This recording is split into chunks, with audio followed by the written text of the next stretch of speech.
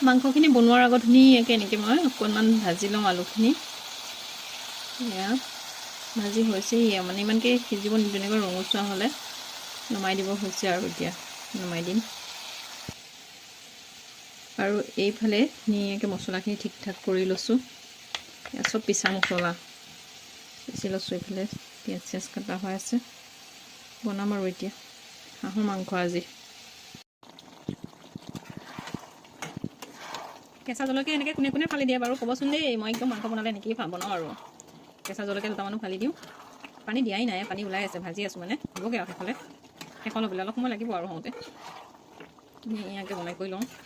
ভালেমান সময় হ'ল বনাই আছোঁ আৰু এইফালে হৈছেহি আৰু বেছি সময় নালাগিব। পানীটো শুকাই গৈছেই। মাংসত ওলোৱা পানীটো শুকাই নোযোৱালৈকে মই পানী নিদিওঁ, নহ'লে বৰ বেছি মানে ভাল নহয়, কালাৰটো ভাল নহয়গৈ। অকণমান অকণমান ধৰি যোৱা নিচিনা হৈছেহি, এতিয়া দিম আৰু। এইফালে পূৰা তেল ওলাই আছে হাঁহৰ মাংস যে ন, সেইকাৰণে পানী দিব পৰা হৈছোহি আৰু আলু সিজি গ'লগৈ। আলুটো এটা কাৰণে ভাজি লোৱা হয় মানে কি কেঁচাতে ল'লে এই কালাৰটো নুঠেগৈ। ভাজি ল'লে এনেকুৱা ৰঙচুৱা হৈ থাকে যে মছলা চছলাৰ লগত ধুনীয়া লাগে দেখিবলৈ কালাৰটো। সেইটো কাৰণে মই অকণমান ভাজি লওঁ বেছি ভাল লগাকৈ।